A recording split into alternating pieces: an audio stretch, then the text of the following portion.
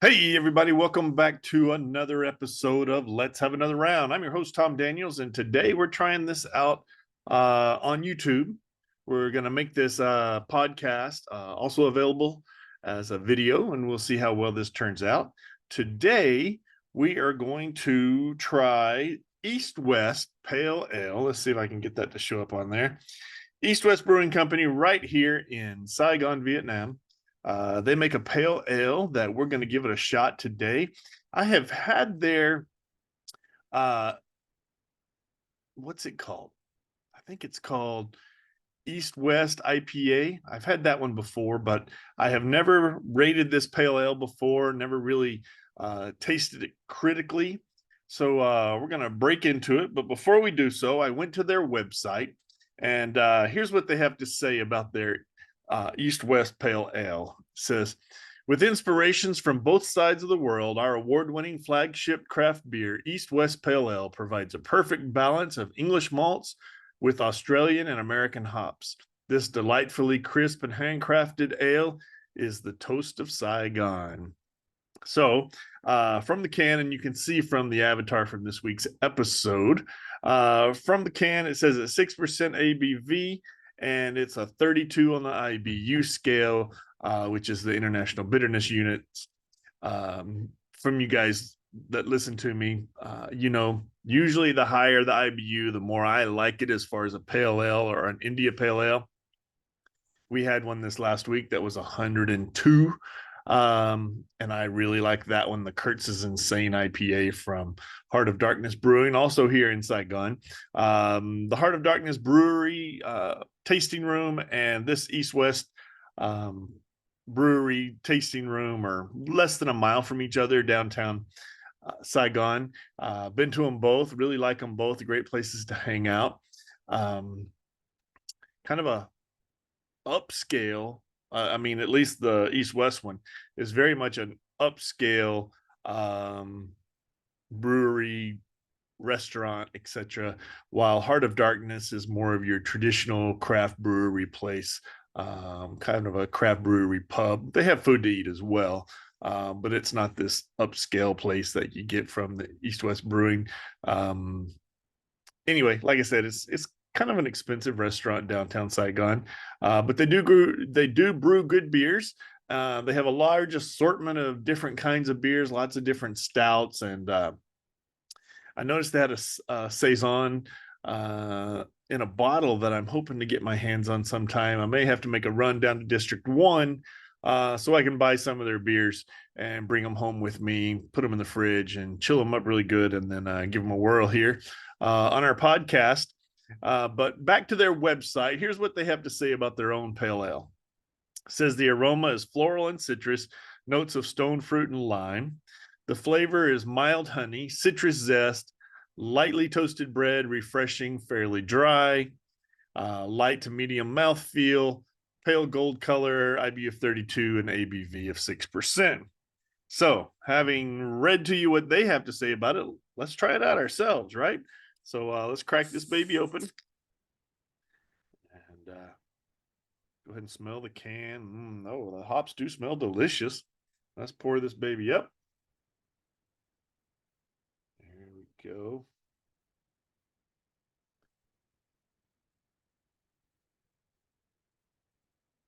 All right, I got it all poured up. And those of you who can see my glass on YouTube here, you can see. Whoop, let's see if I can get it. There we go. It's in my Qingdao glass. You see it is a little opaque, pretty hazy actually for a pale ale. I will reserve judgment on that. Most pale ales are a little more clear than this, but that's okay. It's all in the flavor to me, and not so much in the appearance. I mean, if it was an ugly brown color that was not supposed to be, then that would matter. But anyway, let's give this a whirl and see what we think.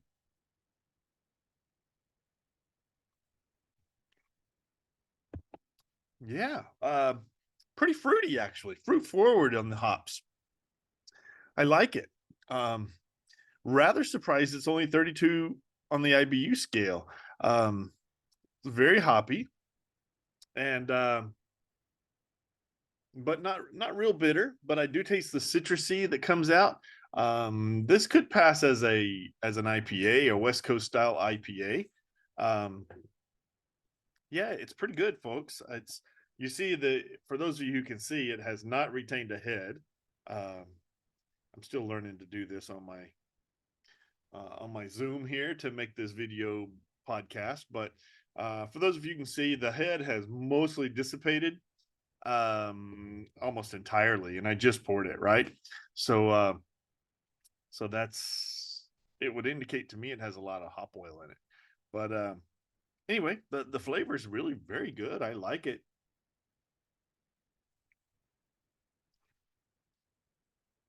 Yeah, that's a winner, folks. I've had some good beers lately.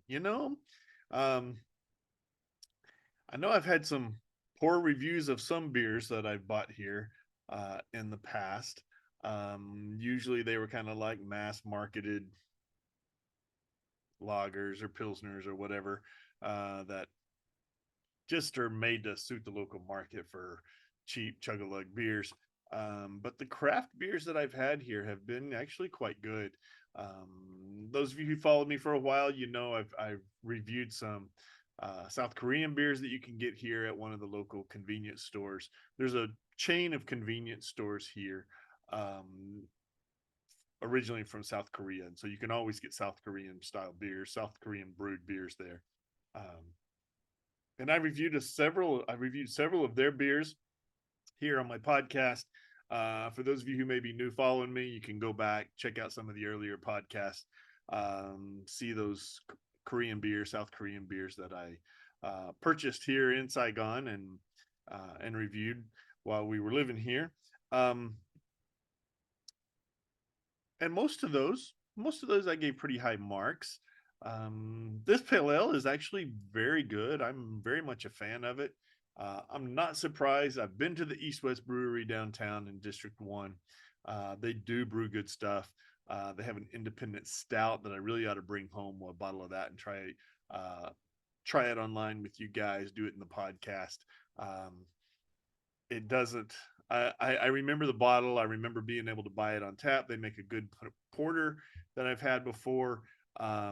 They're at the brewery, but you know, having a beer and enjoy it in the brewery and then sitting down and, kind of tasting the flavor profile and trying to sort it all out.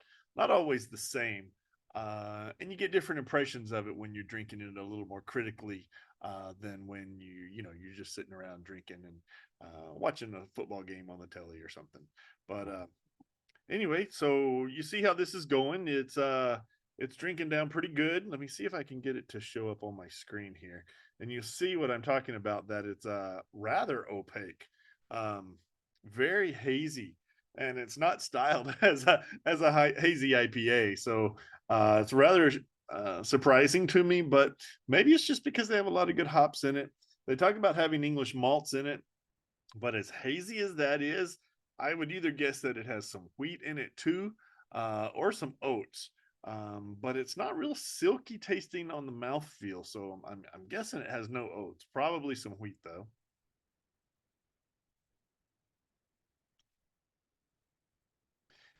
But excuse me, but the grain bill is actually very um, yeah, it's a real background roll on the grain bill. It's not malty at all. The hops are the main character here. You cannot taste the alcohol in it. Now I say that, and I drink a lot of beer, so maybe I'm different than others. They have a high alcohol, cheap can lager that you can buy here called, what's it called? Red Horse. So they have one here called Red Horse, and that one's at 8%.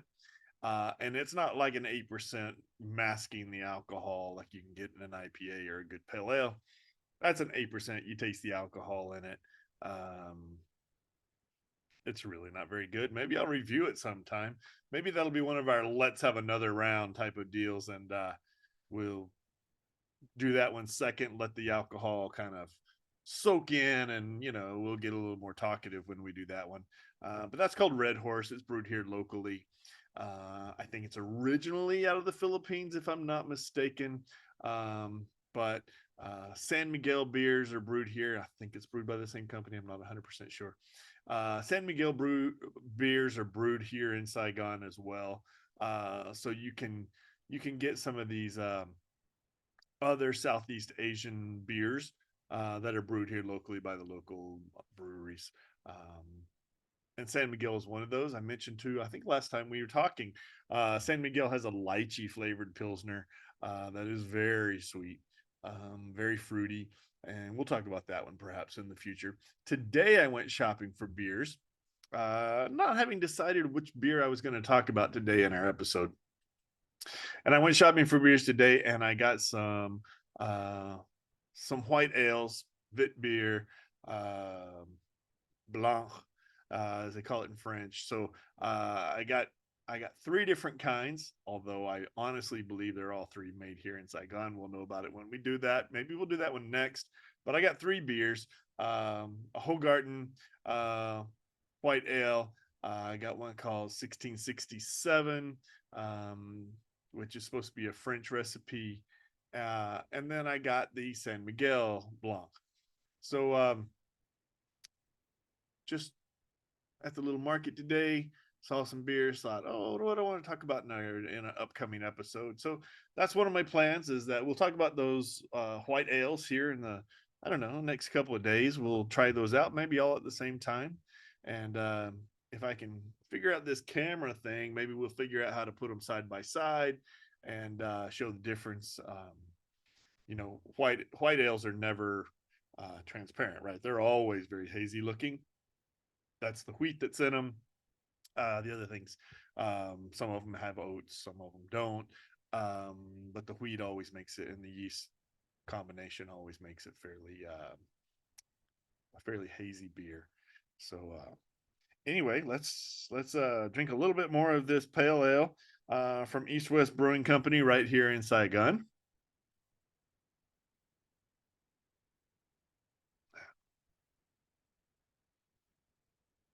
Yeah, this is a great beer. Seriously, a very good beer. I'm probably going to give it probably 4 bottle caps on Untapped. Untapped is a it's a social media for beer drinkers. So those of you guys who have not uh, looked at Untapped before, you don't know what I'm talking about, you can just put in, I think it's UNTAPPD. Um, you can type that into your Apple Store or your Google Play Store, and you'll see it's an app that comes up. You register with that. My registration name is same as here. Let's have another round. And I've started posting my reviews that I do in this podcast. I've started posting those as my reviews online that in that app as well. I've been on that app for probably 10 years now. I don't have it open in front of me, but I've been on there quite a long time. And it's been a lot of fun, as I've traveled around the world trying new beers and logging them in there. Uh, you can take pictures, like a lot of those types of travel or eatery things or Yelp or whatever. You earn badges and things like that. None of that's really important except for me keeping track of all the different beers that I drink, knowing if I taking a look at it saying, hey, have I had that beer before? Did I like it? Did I not like it? If I liked it, then oh yeah, sure, I'll buy it again. If I didn't like it, then I'll say, all right, well, do I want to give it another shot? Maybe my tastes have changed over the years, or maybe I just want to totally avoid it. This is not an avoidable beer, though, folks. This beer, this pale ale from East West Brewery, is really quite nice, and I really couldn't recommend it higher to you. So if you're in the Southeast Asia area traveling, or you happen to come to Vietnam, um, give it a try if you can find it, because it's really quite good. If you go to their East West Brewing website, they even have a locator where you can find their beers. And you can find a place where you can buy it. So, again, I recommend it. If you're visiting to Saigon, you got to go downtown, District 1, go to their brew house slash eatery restaurant. Is very nice, very well done. maybe one of the more expensive meals you have in Vietnam, to be honest with you. And I was reading online that they also have a new brew pub that they put in Da Nang. So if you're the beach bum type of vacationer and you're headed to Da Nang, there's another one to try. So yeah, I couldn't recommend that one higher. It's really very good. The food they serve there is good. The beers are very good. So I tell you what, let's take a quick break. We'll be back in a few moments. And we'll continue with our podcast for today. So you guys hang with me and we'll be back. Okay, welcome back, folks. I appreciate you coming back with me after the break. So we still got a little bit left of this pale ale from East West Brewing Company. We're going to finish it off here real quickly. Leave myself a swallow or two there. But what was I going to talk about today? Today I was going to talk about the presidential election coming up in America. You've heard me rant about this before, and I am not a fan of octogenarians running the United States. Biden's got to go. And I really think Trump is the wrong man for the job, too. You've heard me say it before. I think he did a better job than Biden has done. But he's full of problems. Whether or not you think January the 6th was an insurrection and that's a problem, whether you think he just didn't do enough to quell it before it happened, whether you don't like his mean tweets, I get all of those things. To me, I think his policies in general were pretty good for America. The economy was doing well. Immigration was not such a horrible issue as it is now. But having said all those things, you've heard me say it before, I will not vote for someone who is an octogenarian or will be an octogenarian when they're the president of the United States. I won't do it. I don't think it's the right direction for our country. So what does that mean? What's going to happen? I don't believe that Joe Biden will wind up being a nominee for president from the Democratic Party. So who will be? I don't know. And that might play a role in the end as to who I vote for. I'm not a fan of Nikki Haley. She is the old neocon style Republican that I don't really care for. She loves wars. She supports kind of the old guard of the military industrial complex in America. Foreign policy by declaration of war. And I don't really like that about her. I do like Vivek Ramaswamy, but I noticed that he's already pulling his TV ads from New Hampshire and Iowa, which tells me he knows he can't win the nomination and he's about to drop out of the race. So I don't know what's going to happen. Wow, a lot of interesting things are going on in America with the elections coming up, with Trump's trials going on. Apparently, it's pretty clear he's going to win the nomination. And again, I'm not happy about that. We don't need 80-year-olds running our country. I'm 54 years old, despite my gray white beard. I'm not that old, but 54 years old is, in my mind, about as old as we need. I told you guys before, I didn't want to vote for anybody older than me. And if you look back on it, Bill Clinton was in his 40s. Barack Obama was in his 40s when they were elected. Jimmy Carter was still quite young, late 40s, early 50s, if I remember correctly. George W. Bush, how old was George W.? 48, maybe 50, 51 when he was elected for his first term.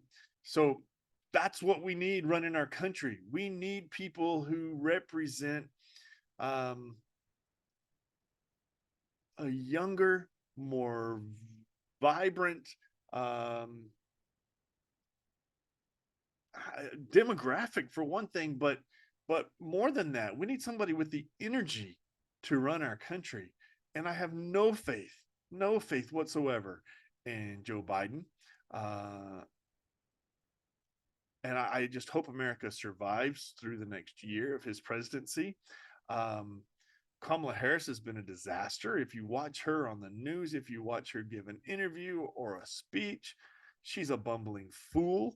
Um, Even California didn't want to vote for her, and she was from California. So um, I, I don't know. I'm not a fan of Kamala Harris. She's an affirmative action choice gone wrong.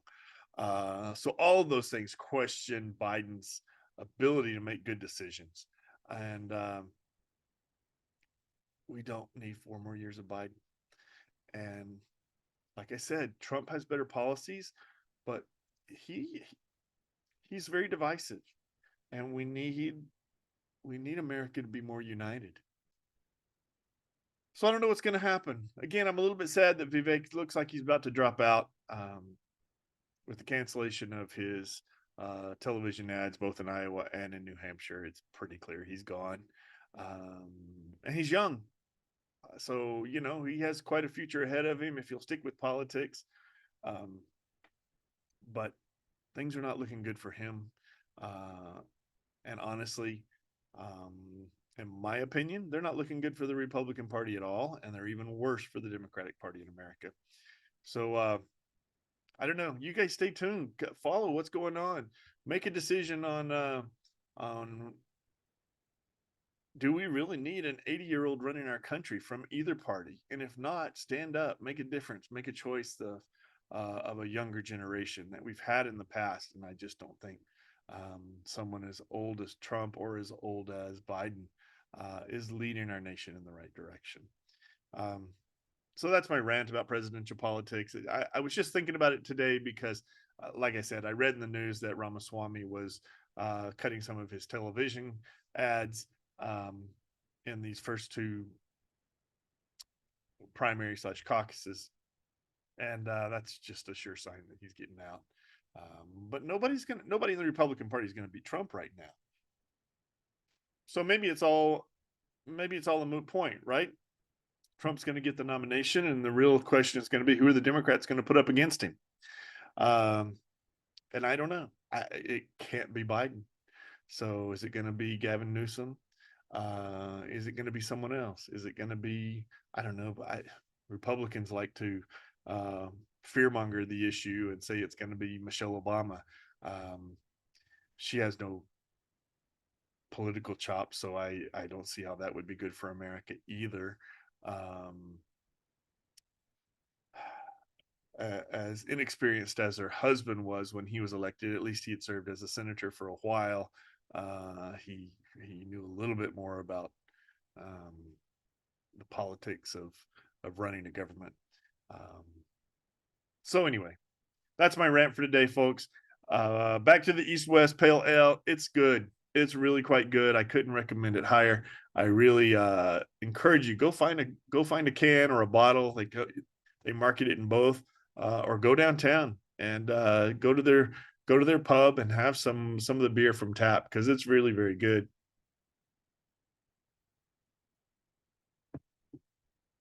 All right. Well, I still have their IPA in my refrigerator. Um, I think we've talked about it in the past. Um, but my issue with the IPA is that it's in a new can and it's not styled the same way. So I'm not sure if it's the same one or not. I see the new can and the old can both still on the market. Uh, I may get the old can because, like I said, it has a different name, and we may drink them side by side and compare and see if it's the same beer or if they've gone a little bit different direction um, with the new label and everything. So uh, those are some things I got in the horizon. I have a Czech Pilsner in the fridge that I'm going to do soon. I haven't done a Czech beer on here before, so I have lots of choices of things coming up. I have a buddy in California, Brian Yamada. He and I keep saying that we're going to do an episode together, and now that I got this figured out on Zoom and I can have him on at the same time as me, maybe that's the path that we can go. And there are some common beers that he can get there that I can get here, and we'll do them together, and we'll share a broadcast together. So anyway, those are some things I got planned in the future for the podcast. Hope you guys will stick around, be listening.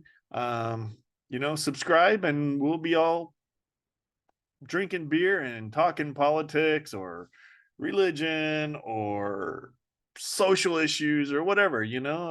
Drop me a suggestion of things you want us to talk about. I'm happy to do it. I'll give you my opinion. You can agree with it or disagree. It doesn't matter to me. It's still good beer. And beer drinking buddies always disagree about things, even if it's just for fun. So we can talk about more golf, PGA Tour. We can talk about live golf. We can talk about Premier League football. Lots of things we can talk about and enjoy while we drink more good beer. So until then, I'm Tom Daniels, and I'll see you next time on Let's Have Another Round.